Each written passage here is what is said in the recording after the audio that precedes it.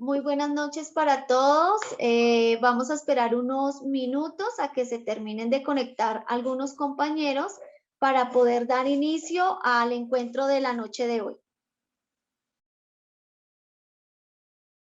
Muchas gracias, Erika. Estamos pendientes de los participantes. Yo creo que en un momentico nos quedan unos minutos para iniciar. Gracias.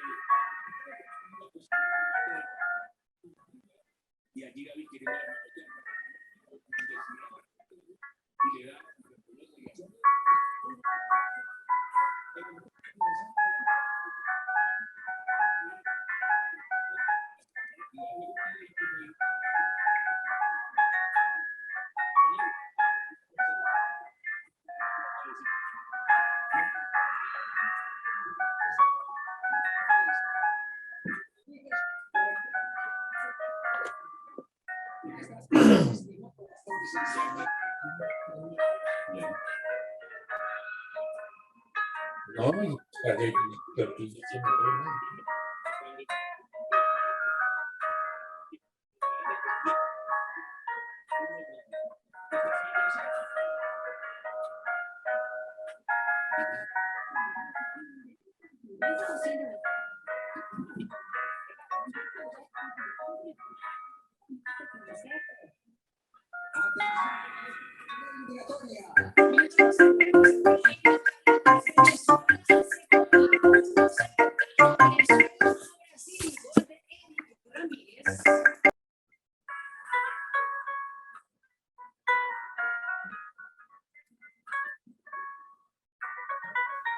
Eric, ya tenemos a nuestro conferencista.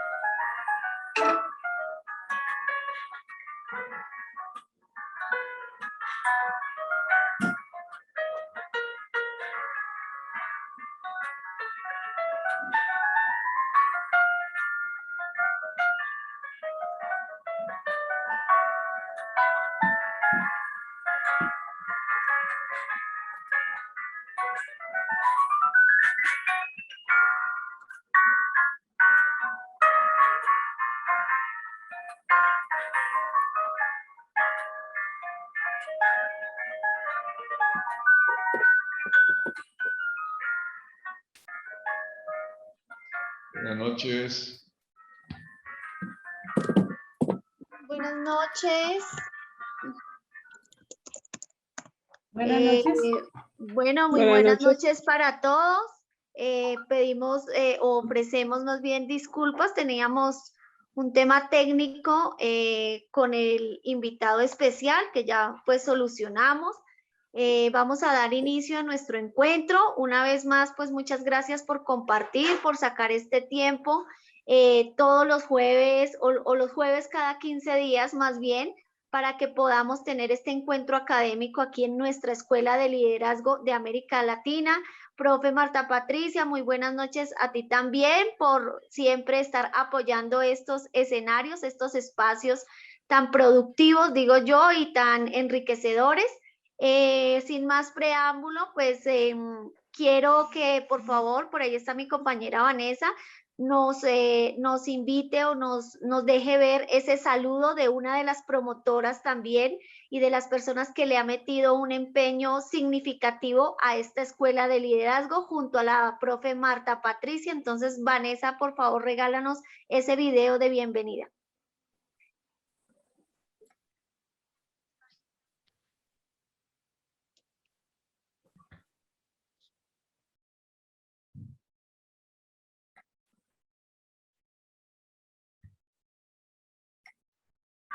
Bienvenidas y bienvenidos a la Escuela de Liderazgo de América Latina.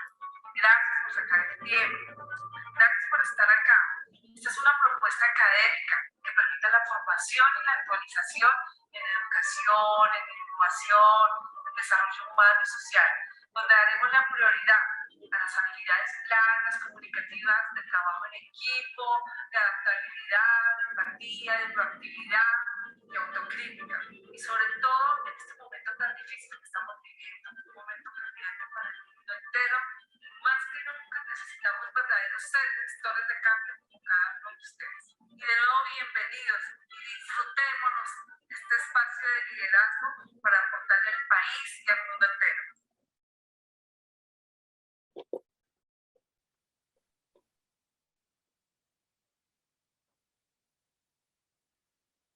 Bueno, este era nuestro saludo de bienvenida.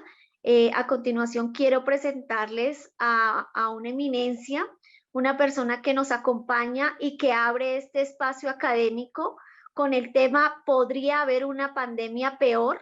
Les estoy hablando del médico endocrino, director de la Fundación Findemos, el doctor Álvaro Fernando Rico, una persona que tiene bastante experiencia en temas de diabetes, en temas de endocrinología, y pues que viene a compartir seguramente diferentes posturas frente a lo que se vive en la actualidad en torno a esta pandemia. Entonces, doctor Álvaro, bienvenido, la sala está lista para usted. Bueno, muchas gracias. Vamos a activar entonces aquí la imagen y la pantalla. Creo que ya nos estamos viendo. Sí, señor. Bueno, entonces, primero que todo, pues muchas gracias por la invitación. Es pues un honor para mí, es un enorme gusto también estar en este espacio académico, un espacio formativo, un espacio multivariado, multifacético. Y muchísimas gracias pues a Marta Patricia, que pues ha tenido la amabilidad de invitarme a presentar algunos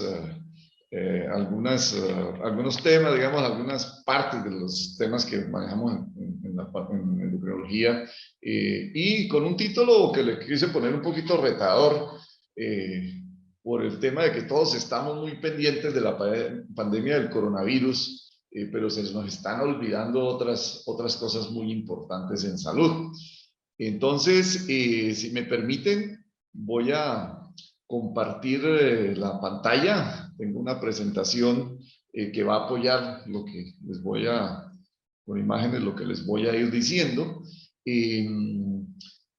Hoy tenemos una particularidad, y es que habitualmente nosotros en la fundación, como bien decías tú, Erika, yo dirijo una fundación que se llama Findemos, una fundación para investigación en diabetes, endocrinología y las enfermedades relacionadas con estos campos en Sogamoso.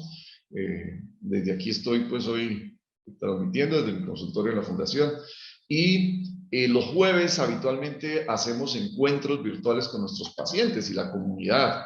Entonces, siempre son los jueves 7 de la noche, así que teníamos hoy el inconveniente de que se nos superponía con la actividad a la que ustedes muy amablemente nos invitaron. Entonces, ayer hablando con Marta, estábamos viendo cómo hacemos, pues, ¿no? Estábamos ayer hablando con Marta, pues, sí, hombre, pues si no hay problema, pues unamos las dos actividades, así que seguramente en la sala estarán varios de los pacientes nuestros a los que pues les llega actualmente la invitación para nuestras actividades. Entonces decidimos pues llevar este tema también a nuestros pacientes en la noche de hoy. Bueno, entonces sin más preámbulos voy a compartir la presentación. Entonces, por favor, me comentas si se está viendo bien. Sí, señor, ya estamos viendo la presentación. Bueno, ¿y ya la están viendo ampliada en este momento? Como Sí, señor. cosa en la pantalla. Bueno, listo. Entonces, vamos a hacerlo un poquito interactivo, ¿sí? Y para empezar, yo quisiera que las personas que están en el grupo, que nos están escuchando hoy, pues opinaran. A ver, no sé si Erika nos puede ayudar un poco con esa orientación, si en el chat nos ponen un sí o nos ponen un no para saber la opinión personal de cada uno de los que nos están escuchando. Y al final voy a ver si con lo que les presento logro cambiar o no cambiar o confirmar o cambiar esa opinión que nos han expresado. Entonces les hago la pregunta a ustedes. Ahí en el chat, por favor, contesten. ¿Podría haber una pandemia peor? Entonces, ¿qué creen? ¿Sí o no? Contéstenla, por favor, mientras vamos avanzando. Mientras ustedes contestan, para darles unos segundos para que lo escriban sí o escriban no en el chat de respuesta a esa pregunta, les cuento que pues que les estoy haciendo esta presentación, como les decía antes, desde la fundación, desde mi consultorio en la Fundación Findemos, en Sogamoso. Esta es una imagen de la catedral, bueno, en la plaza principal de Sogamoso, en donde vemos allá también un símbolo de la ciudad que es al fondo la iglesia de Santa Bárbara, pero sobre todo que vemos dos cosas muy curiosas, ¿no? La adoración al sol por nuestros ancestros indígenas y la catedral al fondo, pues con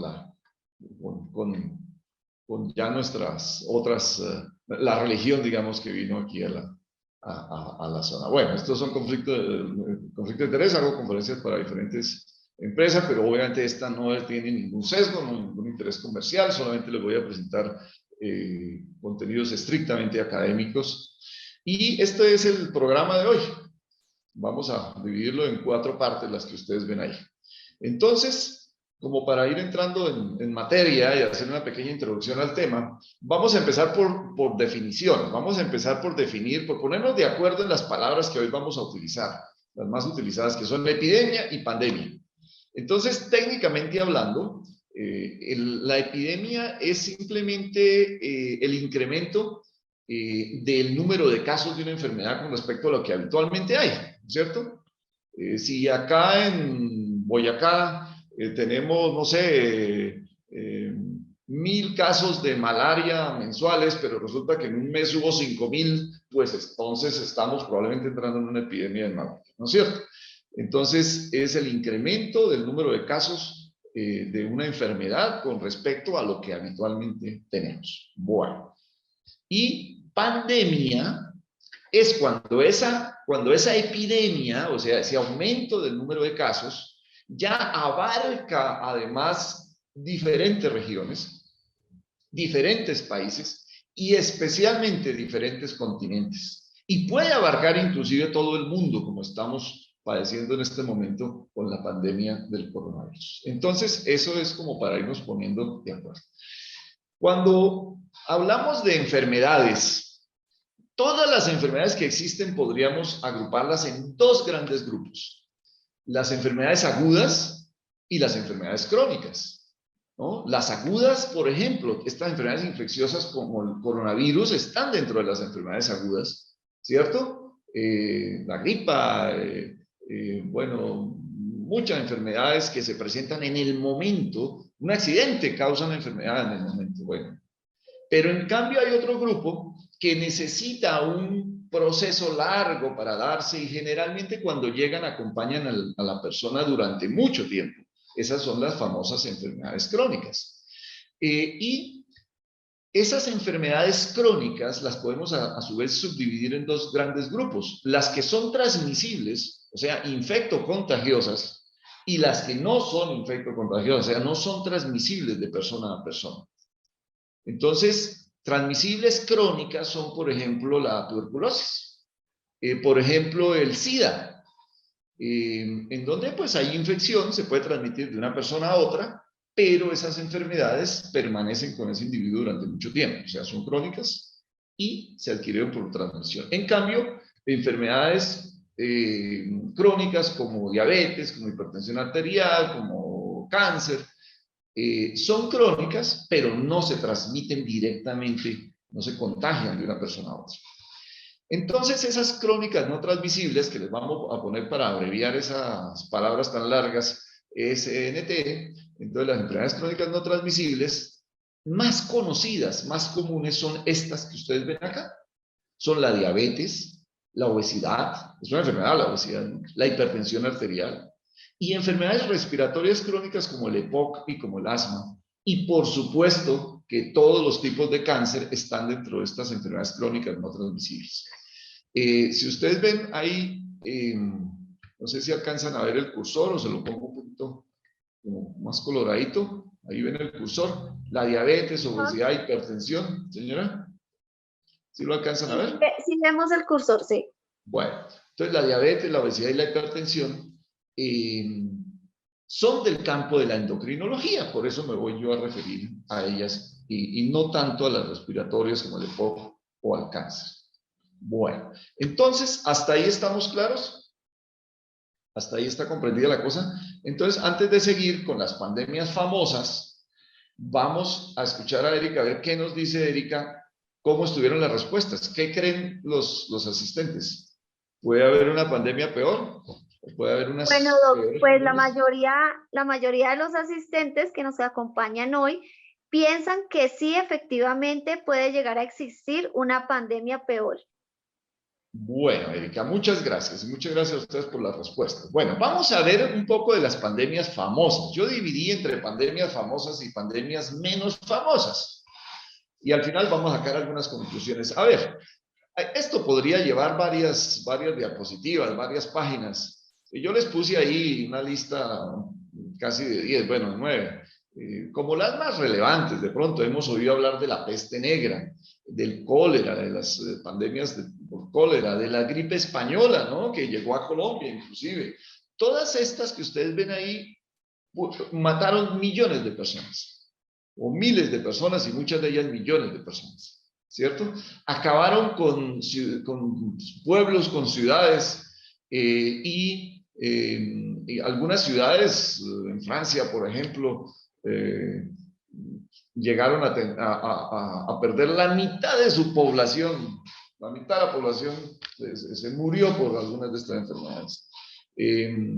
Bueno, y ya en los tiempos más recientes, pues se acordarán del H1N1, ¿no es cierto?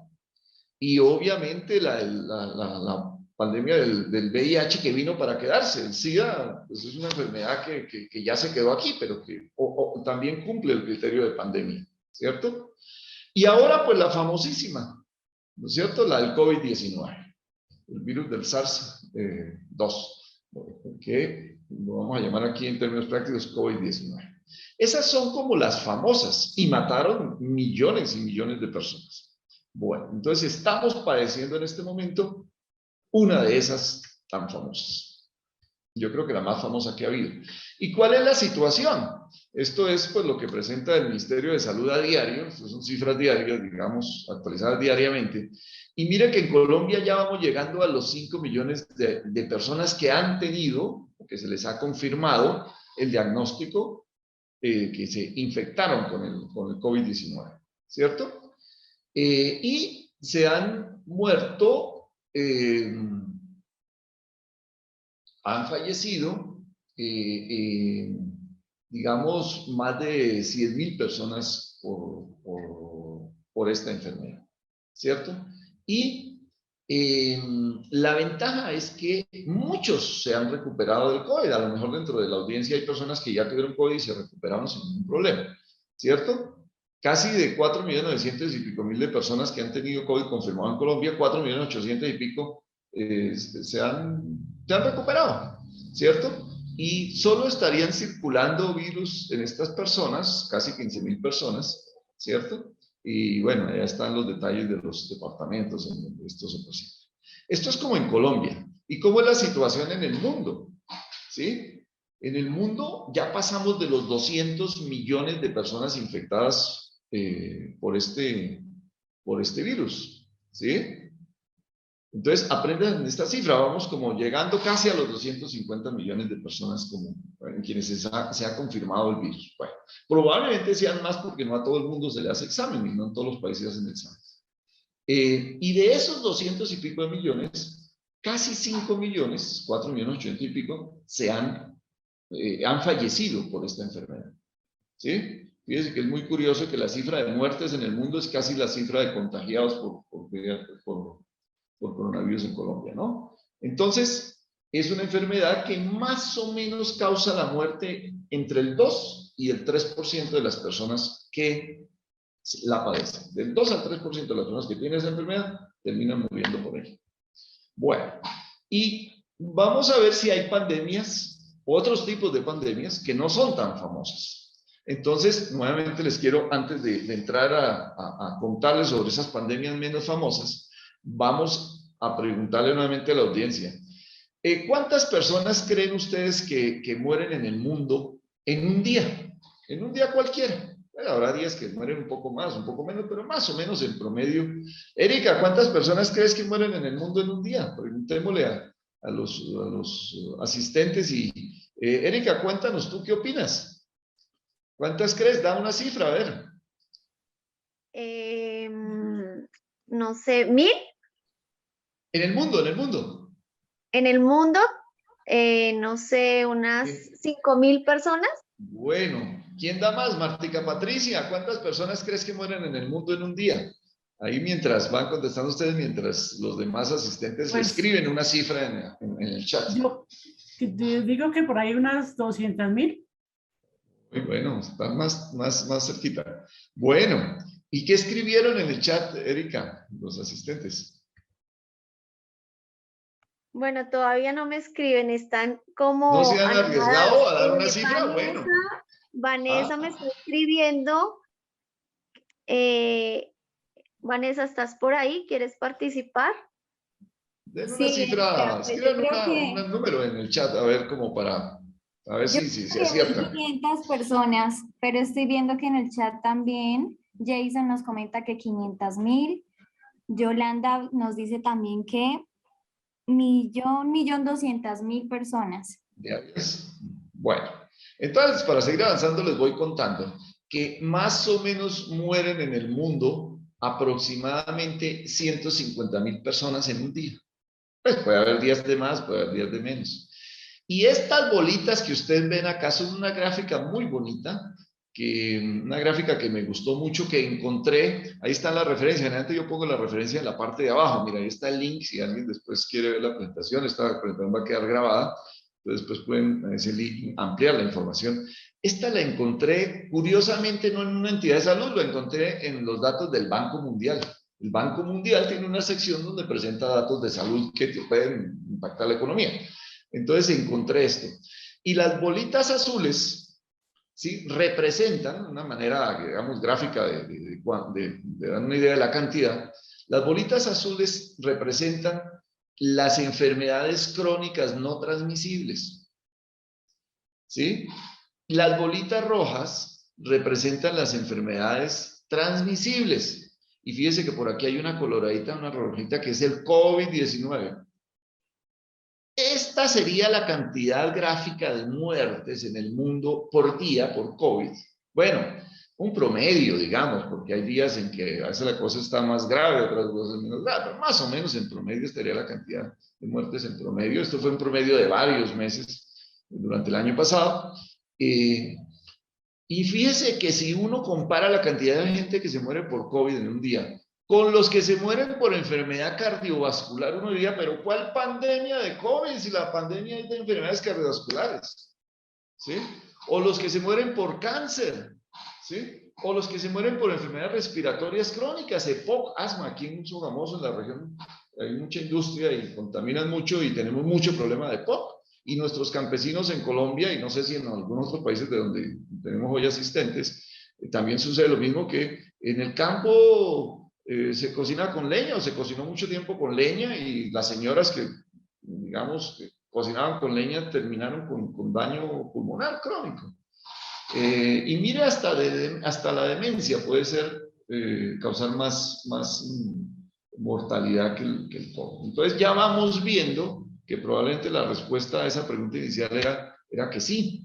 Y esta no está tan clarita esta diapositiva, pero bueno, pretendían ponerles en cifra las 10 primeras causas de muerte en el mundo, y de lejos las enfermedades cardiovasculares están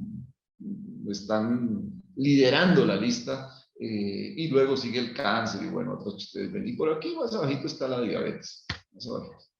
Bueno, y en un año entonces, bueno, muchos son matemáticos rápidos, así que ya harían las cuentas. Entonces, ¿cuántos se mueren al año más o menos en promedio? Pues sería multiplicar 150.000 por 365 días, ¿no? Pero bueno, como para no ponernos en uso de calculadora, una cifra, así a grosso modo, una cifra más o menos redonda, pues redondeando. A ver, ¿quién se le mide? ¿Quién da una cifra? ¿Cuántas personas creen ustedes que se mueren en un año promedio, en el mundo? Más o menos. Pues en los últimos años, digamos. Por ejemplo, 2020, 2019. ¿Verdad? 24 mil.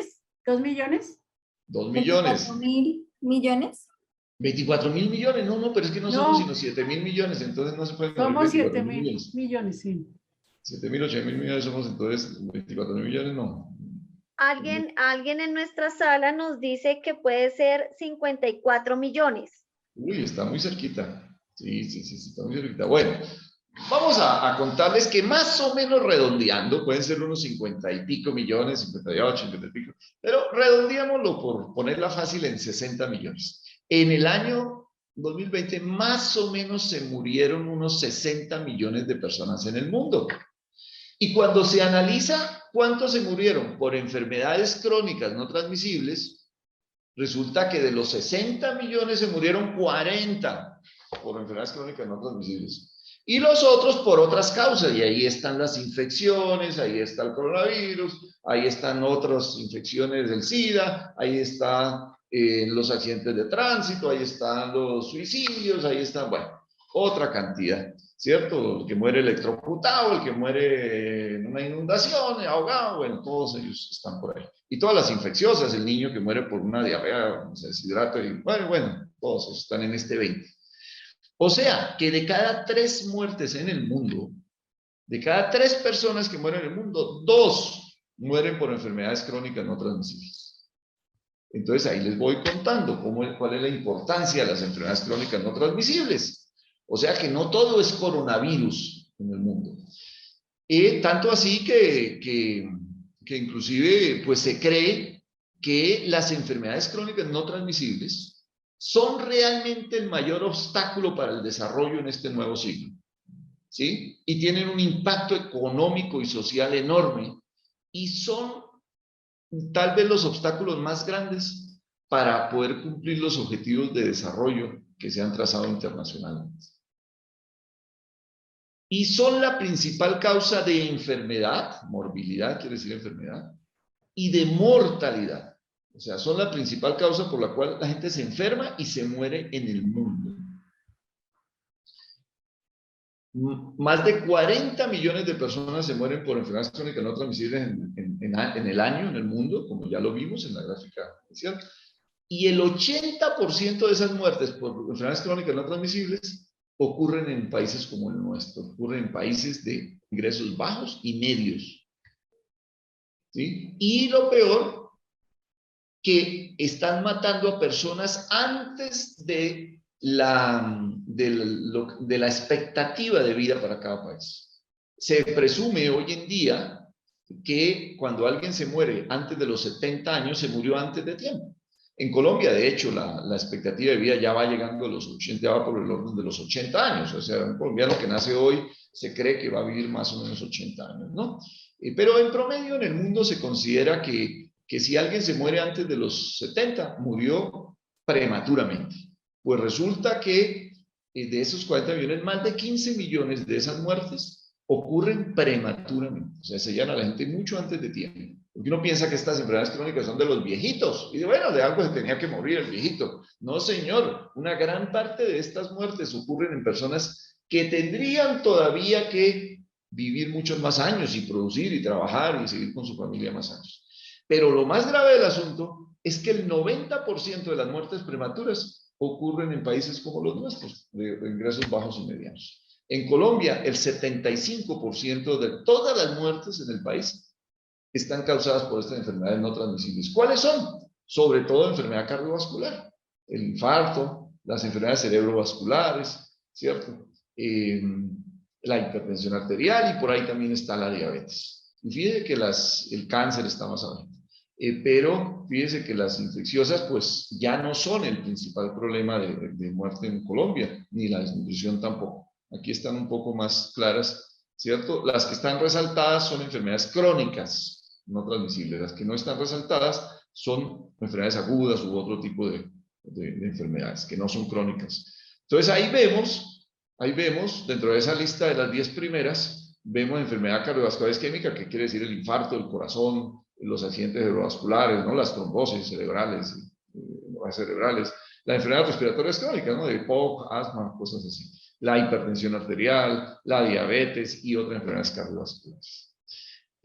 Entonces, cuando uno entra a analizar el grueso de las enfermedades crónicas no transmisibles, uno ve que el 80% de las personas que se mueren por esa causa, o sea, 4 de cada 5, se mueren por 4 en particular, que son estas que están ahí: enfermedad cardiovascular, cáncer, enfermedades respiratorias y diabetes. O sea que en esta regla del 80-20, ¿no? Que la usan para muchas cosas, entonces cuando uno entra ya como a analizar el tema de salud pública, dice, oiga, pero el 80% de las muertes, de lo que más se muere la gente que son crónicas, está en 4 enfermedades, 4 tipos de enfermedades. Entonces, bueno, analicemos un poco eso. Y tienen una cosa en común, que todas 4, y me devuelvo otra vez a las 4, ¿sí? Tienen unos factores de riesgo comunes, que tienen que ver con lo que comemos, con qué tanto nos movemos con actividad física, que si fumamos o no fumamos, y si tomamos alcohol en exceso o no tomamos alcohol en exceso. Cuando dice aquí uso de alcohol, dice uso nocivo del alcohol, no es que no se pueda tomar una cerveza, un traguito, pero cuando ya se exagera la cosa, entonces empieza a producir problemas. Entonces, fijémonos en esto, que prevendría o nos ayudaría a disminuir la mortalidad casi que del 80% del factor más grande de muerte, que son las enfermedades crónicas no transmisibles en el mundo. Alimentación, actividad física, no fumar y no tomar alcohol. Entonces, todos sabemos ya en medicina que para las enfermedades crónicas, pues hay 2 factores de riesgo, ¿cierto? Que nos lleva allá. Hay unos que no dependen no les podemos hacer nada. Pues entre más mayorcitos estemos, entre más edad, pues más posibilidad de enfermarnos de alguna cosa de estas. Y si hay herencia o pertenecemos a un grupo étnico que tiene más ese tipo de enfermedades, por ejemplo, la población negra, la población de raza negra tiene más hipertensión arterial, o si en mi familia hay más diabéticos, pues yo tengo más chance de ser diabético. Y ya no puedo hacer nada para eso, ya eso me tocó, esa fue la cuota que me tocó. Pero sí hay factores modificables que los podríamos resumir, son muchos, pero los podríamos resumir en factores que tienen que ver con mi comportamiento, ya sea personal o social, con factores metabólicos, que ahora se los voy a explicar un poquito más, o con factores ambientales. Y entonces ahí es donde podemos actuar. Por ejemplo, el urbanismo, cuando ocurre de manera acelerada y no planificada, como ha pasado en Colombia, por todos estos desplazamientos, por estos sistemas socioeconómicos y de violencia, lleva a que la gente que se desplazó, que se fue de forma no planeada, digamos, para la ciudad, sea más susceptible a enfermarse de este tipo de problemas, ¿cierto? Es un factor de riesgo, por ejemplo, que tiene que ver con temas ambientales y demás. Y otros, pues ya se los nombré: alimentación inadecuada, inactividad física, y bueno, uso de tabaco. Entonces, por ejemplo, el no comer suficientes frutas y verduras, ¿sí? Está relacionado con muerte. Se asume que por año más o menos casi 2 millones, 1.7 millones de muertes se atribuyen a no comer frutas y verduras. Y aquí, por ejemplo, en nuestro país, que estamos llenos de frutas y verduras por todos lados. El comer exceso de sal o cosas que tienen mucho sodio, como los embutidos, como todo esto que viene enlatado, todo lo que viene empaquetado, los paquetes tan famosos hoy en día para todos los muchachos, los niños, ¿cierto? El consumo, la ingesta excesiva de sodio o de sal también se relaciona con mortalidad, más de 4 millones de muertes, de todas esas que vimos al año. Más de 5 millones de muertes al año son atribuibles a no hacer ejercicio, a estar uno sedentario, a estar uno inactivo físicamente. Y esa es una pandemia terrible, el sedentarismo en nuestra sociedad actual, en todo el mundo, no solamente en Colombia.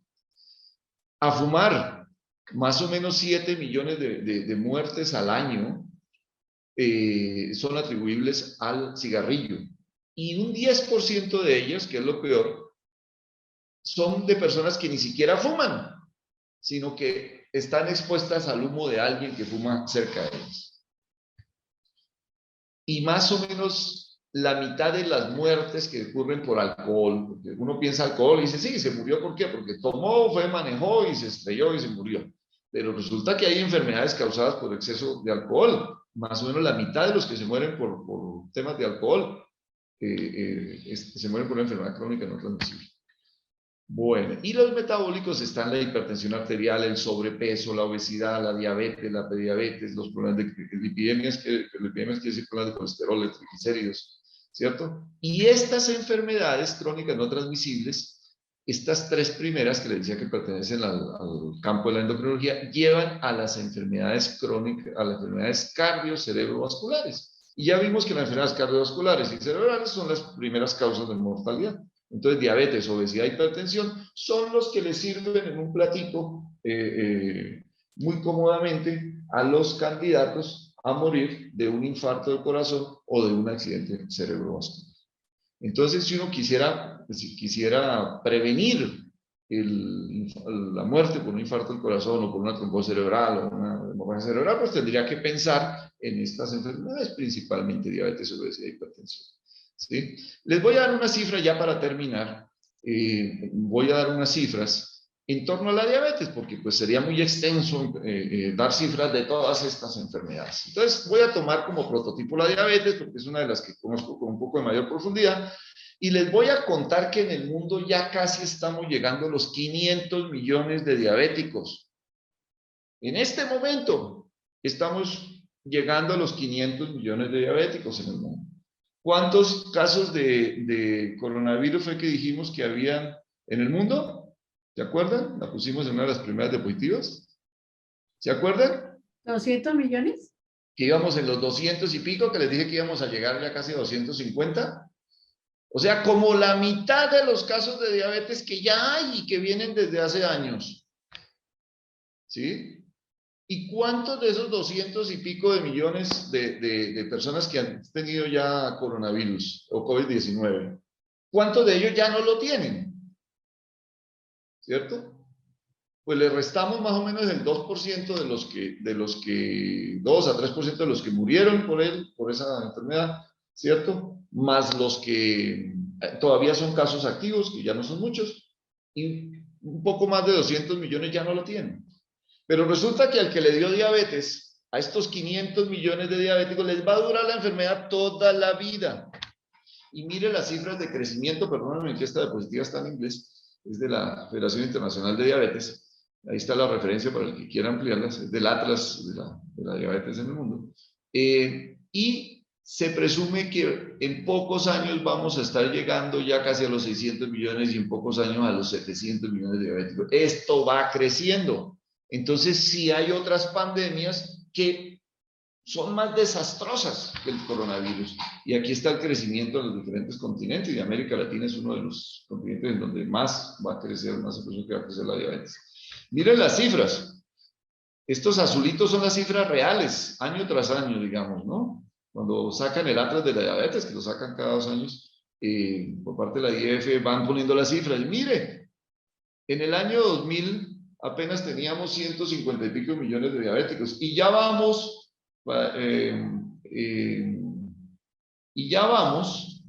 ¿sí? Llegando a casi a los 500. Y estas son las proyecciones para los siguientes años. Y esto va por allá hasta los 700 millones en unos pocos años. O sea, esto está terrible. Y no, pues todo nos lo tiene opacado el coronavirus. Y se nos olvidó que existían enfermedades tan graves como la diabetes y tan crecientes y tan importantes como la diabetes. Por diabetes se mueren 3 personas, por diabetes en 10 segundos. Ya hay 3 casos nuevos aquí, mientras hablamos unas palabritas, 10 segundos, ya hay 3 diabéticos más en el mundo. Y la diabetes es la principal causa de amputación de extremidades inferiores en el mundo, mucho más allá de las minas antipersonales, ¿sí? Se pierden muchas más piernas y más pies por diabetes que por minas antipersonales o por accidentes. Cada 20 segundos se está amputando una extremidad en alguna parte del mundo por causa de la diabetes. Y cada 6 segundos se muere una persona por diabetes. Y cuesta una barbaridad. Son miles de millones de dólares lo que cuesta la diabetes en el mundo. Se calcula que el 11% del gasto mundial en salud, del gasto mundial, del presupuesto mundial, tiene todo sumado el presupuesto mundial, el presupuesto de todos los países del mundo en salud, el 11% se va solo por causa de la diabetes. Y aquí en Sogamoso no es diferente. Hicimos un estudio, en Colombia no hay muchos estudios sobre costos de la diabetes, realmente casi no hay información. Entonces hicimos un estudio, como les decía, la fundación tiene uno de sus propósitos la investigación, por eso es nombre, ¿no? El Centro de Investigación de Diabetes. Y en conjunto con la UPTC, para una tesis de grado, hicimos un estudio que nos dejó aterrados y nos mostró que los costos directos, no estoy hablando de los indirectos, solo los directos, por causa de la diabetes, en el año en que hicimos el estudio, que eso ya hace ratico, en el 2012, seguido los pacientes que tenían diabetes aquí en la región entre el 1 de enero al 31 de diciembre, todas las facturas, todos los costos, todo lo que se pagó por diferentes motivos por la diabetes, ¿sí? Más o menos sumaba en promedio casi $14,000 por año. Cuando comparamos con nuestros diabéticos, estos son los tratados en las IPS de la región, cuando comparamos con nuestros pacientes, los tratados en la fundación, que pues procuramos tratarlos como dicen las guías, como debe ser, resulta que también son costosos, pero el promedio era más o menos de $2,000 por año, comparado con casi $14,000, o sea, casi la séptima parte. Bueno, eso era en ese momento como el 150% del presupuesto que tenía Sogamoso para todos sus gastos. ¿Sí? ¿Y por qué se logró en la fundación nuestra bajar tanto el costo? Porque simplemente hacemos lo que las guías internacionales sugieren para el tratamiento de la enfermedad, que es educar a los pacientes, enseñarle a los pacientes cómo se maneja la enfermedad. Enseñarles sobre alimentación. No es dieta, ojo, no hay que hacer dieta para tratar bien la diabetes. Los motivamos a hacer ejercicio y les enseñamos cómo hacerlo correctamente. Nos apoyamos en psicólogos que están entrenados en este tema para que nos ayuden a solucionar muchos de estos conflictos emocionales de los pacientes que suben la glicemia. Y por supuesto usamos medicamentos, pero la base de todo es la educación de los pacientes. ¿Y qué es lo que nos lleva a sufrir de diabetes tipo 2? Hay varios tipos de diabetes, pero no voy a entrar en detalles porque en las redes sociales de la Fundación Findemos, en el YouTube, por ejemplo, en YouTube Findemos, ahí pueden encontrar algunas charlas que hemos hecho para entender cuántos tipos de diabetes hay. Pero la más común de todas y la que tiene el 90 y pico % de los casos de diabetes y la que tiene que ver directamente con estilo de vida es la diabetes mellitus tipo 2. ¿Sí? Y esa tiene 2 factores de riesgo principales. Tiene varios factores de riesgo, pero los principales son 2. Estar uno gordo y ser sedentario. O sea, que si yo quiero volverme diabético, pues me procuro engordarme y no hacer ejercicio. Entonces, ¿cuál sería la forma de prevenirlo? Hombre, pues disminuir el peso, llegar a un peso más saludable y aumentar la actividad física. Bueno, entonces, hasta ahí, digamos, les quería contar, como para hacer un contraste entre la pandemia famosísima del coronavirus, que lleva espacio en todos los noticieros todos los días, que le lleva muchísimo tiempo al presidente de la República, a los ministros, a periodistas, a tanta gente en el mundo. Y estas pandemias que existen, que ahí están, que son probablemente mucho más peligrosas, que matan muchísima más gente. No les hablé, por ejemplo, de la obesidad. 2.000 millones de personas con sobrepeso u obesidad en el mundo. Si uno suma sobrepeso más obesidad, sobrepeso es cuando uno ya está gordito, pero no tanto para llamarlo obeso. Sobrepeso más obesidad, cerca de 2.000 millones de obesos, de pacientes con sobrepeso y obesidad, de personas gorditas, que van a ser futuros hipertensos, diabéticos, cáncer, etc. En Colombia ya vamos para el 60% de nuestra población con problemas de sobrepeso y obesidad, incluyendo pues cifras también muy tenebrosas en la población infantil. Entonces, en conclusión, ya para no demorarlos más, pues que además del COVID-19, la primera conclusión que podemos sacar es que además del COVID-19 también hay otras pandemias actuales. En este momento estamos pasando por otras pandemias y que son pandemias que afectan a una gran masa de la población. Como le digo, solo sobrepeso, obesidad, 2.000 millones de personas, mejor dicho, 10 veces más que los que ha afectado el coronavirus, ¿cierto? Que causan pobreza, que causan muerte, que tienen altísimos costos económicos y altísimos costos sociales. Y esa es la mala noticia, pero la buena noticia es que la mayoría de ellas son prevenibles. Y si no las pudimos prevenir, tienen tratamientos altamente efectivos si se hacen correctamente. Entonces, para prevenir estas tan importantes, los generadores de enfermedad cardiovascular como diabetes, hipertensión, obesidad, básicamente es promover, y yo sé que hay comunicadores sociales, periodistas y gente que tiene gran influencia en población, en este grupo que me está escuchando, hay que promover un estilo de vida saludable. Y básicamente hay muchas cosas en el estilo de vida, pero básicamente para prevenir estas, sobre todo, principalmente, alimentación saludable y ejercicio adecuado, ¿cierto? Pero además, hay que combatir el tabaquismo. No puede ser que todavía uno encuentra, digamos, mensajes que promueven el uso del tabaco, el uso del cigarrillo. Y no puede ser que todavía los partidos de fútbol, los eventos deportivos, las fiestas de los municipios, las parrandas de cualquier parte estén patrocinadas con marcas haciéndole publicidad al alcohol. O sea, eso no debería suceder. Entonces, esa es la invitación a que cada uno pongamos nuestro granito de arena para promover estilo de vida saludable. ¿Y por dónde empieza? Pues por mí mismo, por mí mismo. Yo soy el que tengo la mayor obligación conmigo mismo, no es mi EPS, ni mi papá, ni mi mamá, ni mi esposa, ni mis hijos. No, yo soy el que tengo que cuidarme y dar el ejemplo. Alimentarme sanamente, hacer ejercicio diario, no fumar y no consumir alcohol en exceso. Bueno, entonces, en resumen, estilo de vida saludable. Hay que incluir también un componente importante que es el tema emocional, manejo de estrés, buen genio, en otras palabras, ¿cierto? Y con esto termino, y desde la Fundación Findemos, pues les doy de nuevo un gran agradecimiento a quienes nos han invitado, a quienes forjan estos espacios, pero el mayor agradecimiento va para ustedes que tuvieron la paciencia, a los asistentes que tuvieron la paciencia de escucharme. Muchísimas gracias y estoy abierto pues para resolver cualquier inquietud o pregunta. Muy amables.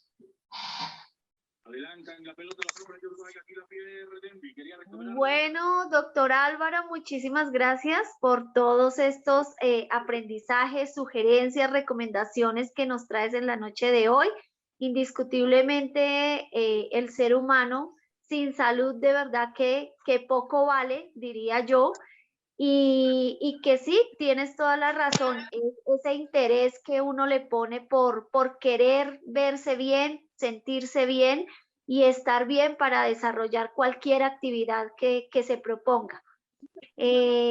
A continuación, quiero presentarles otros invitados que nos acompañan frente a este tema que traemos en esta escuela de liderazgo el día de hoy, y una de esas personas valiosas que vienen también a aportar su conocimiento es Gloria de Bonilla, delegada de la Secretaría de Salud del Departamento de Boyacá. Bienvenida, Gloria, ¿estás por ahí ya lista?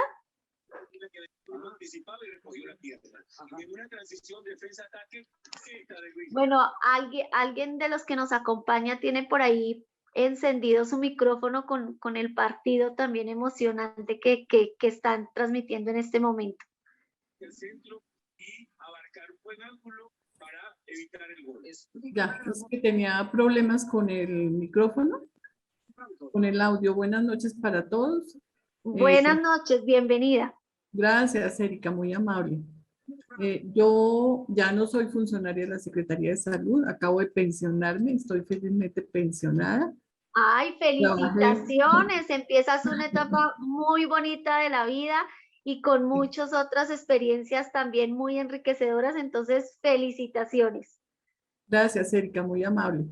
En primer lugar, pues quiero felicitarlos por esta interesante conferencia. Realmente es algo que todos deberíamos tener presente en nuestras vidas. Doctor, felicitaciones, ha sido una conferencia muy enriquecedora y sobre todo que puede llegar fácilmente a cualquiera de nosotros, seamos o no del sector salud. Y el mensaje que nos deja es bastante importante. Muchas gracias, doctor. De verdad que sí, es importante conocer todos estos temas y sobre todo la magnitud del problema de las enfermedades no transmisibles que muchos desconocen y que son problemas que realmente, como usted al final de la charla nos dice, con estilos de vida saludables podemos prevenir. Bueno, eso es mi saludo en el día de hoy. Tengo que retirarme. Estoy pendiente de una reunión desde hace media hora, pero no quise retirarme hasta no finalizar esta reunión. Yo soy Rotaria y en este momento estamos en una reunión de mi club Rotario de Tumba. Muchísimas gracias para todos. Feliz noche y gracias, Marta Patricia, por invitarme y Erika por esa conducción tan buena que ha hecho de esta conferencia. Muy amable. A ti, Gloria, de nuevo, como te acabé de decir, felicitaciones por ese nuevo y bueno camino que empiezas. Seguramente que tu familia también estará muy contenta de acompañarte y bueno, que tengas entonces éxitos en esa reunión que estás al pendiente. A continuación, quiero también presentar a un médico cirujano de la Universidad Nacional, profesional en Colsanitas, en el área empresarial. Es el doctor Víctor Cabrera González. Doctor Víctor, bienvenido también a este espacio académico. Muchísimas gracias por acompañarnos y pues la sala es de su merced. No te estamos escuchando.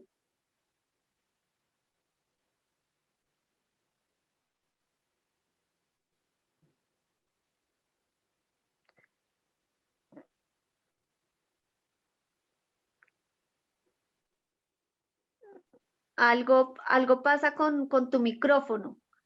No, ya tiene micrófono.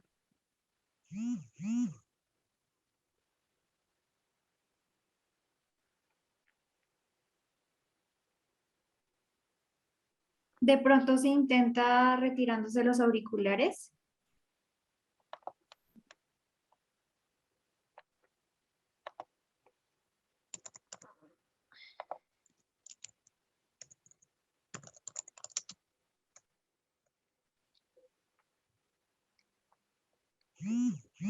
No, Doc, no te hemos podido escuchar.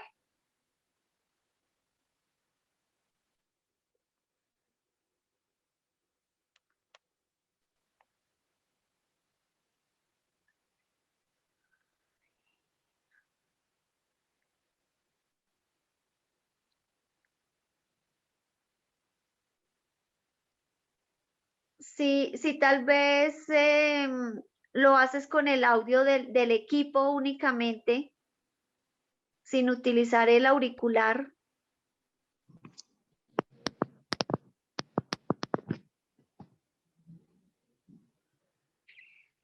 Ahí. Sí, señor, ya ahora sí. Buenas noches para todos. Muchas gracias a Marta Patricia por la invitación y pues mis felicitaciones Felicitaciones para Álvaro por tan excelente presentación. Entonces voy a compartir pues unos minutos de mi experiencia en el área de atención en los programas especiales, programas de pacientes crónicos y programas de prevención y promoción en algunas entidades del sector público y sector privado. Cuando empezó la pandemia de COVID-19, pues me encontraba laborando en el área empresarial y el área empresarial hacía consulta dentro de entidades importantes del área del servicio público, como pues altas cortes, ministerios, y también en empresa privada, algunas empresas muy grandes. Y manejábamos los programas de promoción y prevención y pacientes crónicos. Entonces, voy a inicialmente a contarles algunas experiencias que tuvimos cuando empezó la pandemia y después tratar de relacionarlo con el tema que trató el doctor Álvaro, es el de las enfermedades crónicas. Cuando empezó la pandemia del COVID-19, en realidad pienso que de los 18 meses que llevamos con esta pandemia acá en Colombia, desde marzo del 2020, más de la mitad del tiempo se lo hemos dedicado y lo han dedicado todas las entidades a ensayos, a ensayo-error, a improvisar en algunas cosas, a tratar de probar algunos aspectos que no dieron resultado, se regresaba, es decir, se ha perdido muchísimo tiempo. Por ejemplo, nos llamaba la atención porque nosotros en el área empresarial de Colsanitas dictábamos talleres sobre el lavado de manos, sobre el uso de tapabocas y sobre el distanciamiento social. Lo dictábamos antes de la pandemia como una medida de protección, de prevención de enfermedades respiratorias y otro tipo de enfermedades. Entonces, lo que nos llama, personalmente me llama la atención es que se haya dedicado más de la mitad del tiempo de esta pandemia a enseñarle el correcto lavado de manos a la gente. ¿Sería que nos estábamos lavando mal las manos? Probablemente. Entonces, y esto es algo que lo hace uno pensar que esto se debe iniciar desde el hogar, en la escuela, en los colegios, en todas las entidades. Y no que después, cuando ya está la pandemia, pues se haga toda esa campaña, porque mucha gente se lava las manos, pero no hacía un correcto lavado de manos. Lo mismo el uso de tapabocas. Nosotros pues tratábamos de enseñar a usar en todas las infecciones respiratorias agudas. El uso de tapabocas no es para COVID-19 específicamente, sino para todas las infecciones respiratorias agudas.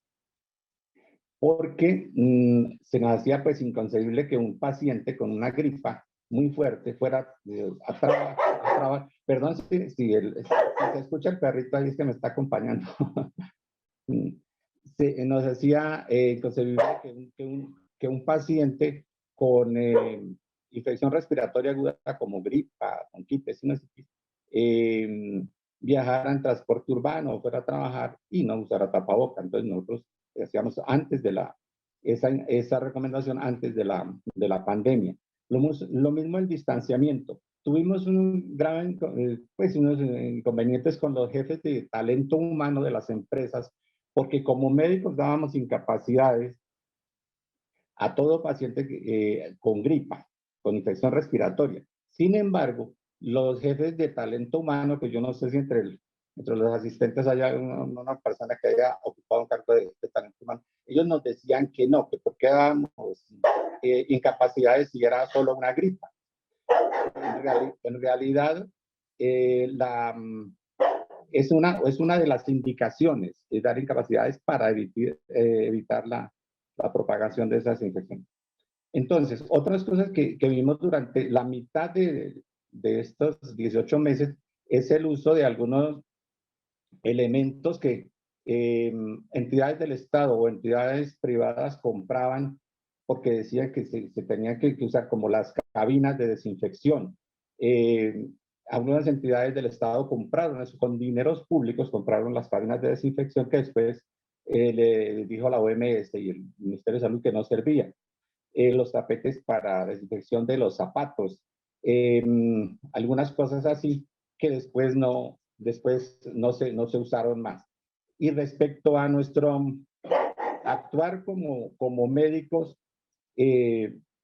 algo que me llama la atención es que se estaba exagerando en la formulación de medicamentos con un tratamiento de polifarmacia, sin tener conocimiento de cómo actuaban esos medicamentos, pero me consta que algunas fórmulas de médicos particulares y de otras, de droguerías, salían con 6, 7 medicamentos. El paciente, eso causa más daño que la misma enfermedad. ¿Por qué? Porque se formulaban más o menos 6, 7 medicamentos, de los cuales 2 eran antibióticos. Yo no volvería a usar la citromicina en ningún paciente, porque si antes de la pandemia había resistencia a la citromicina, ahora después de que del 50% de los colombianos usaron acitromicina en forma indiscriminada, con automedicación, pues la resistencia va a ser enorme. Y lo mismo usar algunos medicamentos cuya eficacia no estaba comprobada. Ahora, para relacionarlo con las enfermedades crónicas no transmisibles, en un principio se pensaba que esta enfermedad COVID-19 y la mortalidad y el COVID en realidad era gerontofílico, es decir, tenía como su predilección por los pacientes de mayor edad. Y resulta que después con el tiempo nos dimos cuenta que no, que tiene mayor afinidad por los obesos, por los diabéticos, por los hipertensos, pero no tan, pero aunque sigue siendo pues también en los pacientes de mayor edad, pero la mortalidad tal vez, si tengamos algunos datos después, vemos que los pacientes obesos aportan una gran cantidad a la mortalidad por COVID, a los 126,000 muertes que desafortunadamente tenemos en Colombia.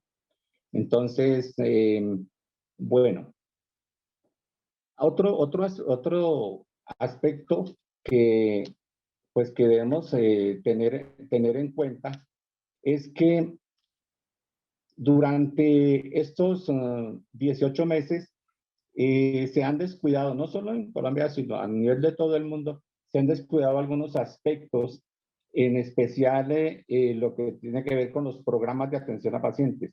No sé yo no estoy acostumbrado a eso, pero atender pacientes de programas especiales por teléfono es como muy complicado, como muy difícil. Decirle, tómese la atención y cuánto le tiene, y yo eso pues no me parece. Entonces parece que los programas, es decir, yo sé que algunos pacientes han sido muy bien educados en salud y tienen ese aspecto, lo manejan muy bien, pero por lo general el paciente o no sabe tomar la atención o no sabe decirle al médico pues los síntomas que está sintiendo. Entonces los programas se descuidaron mucho, los programas de hipertensión, diabetes, pacientes de enfermedades crónicas se descuidaron mucho.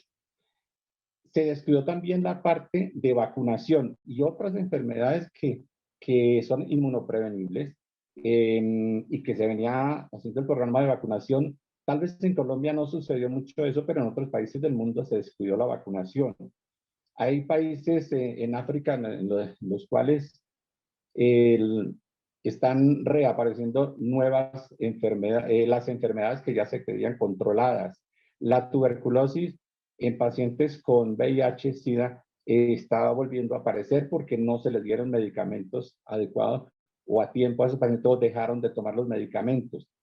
Está apareciendo cólera nuevamente, está apareciendo difteria y y pues en otros países pues hay enfermedades que se llaman reemergentes porque precisamente se descuidaron estos programas.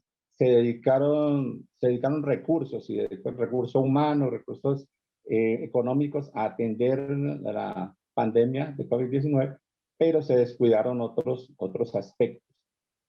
Doctor Víctor, Ahora, te aviso para que vayamos redondeando la idea. exacto. Sí, ya me queda solo un minuto. Respecto a la exposición del doctor Álvaro, pues en realidad tiene toda la razón.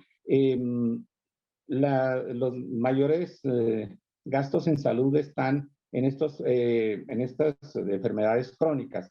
Hay que considerar un aspecto que debe quedar claro en la audiencia. Es que si bien es cierto que el número de muertos por COVID-19 en el mundo hasta pues va, y ojalá no sube, hay 4.900.000, pero es que llevamos 2 años, no,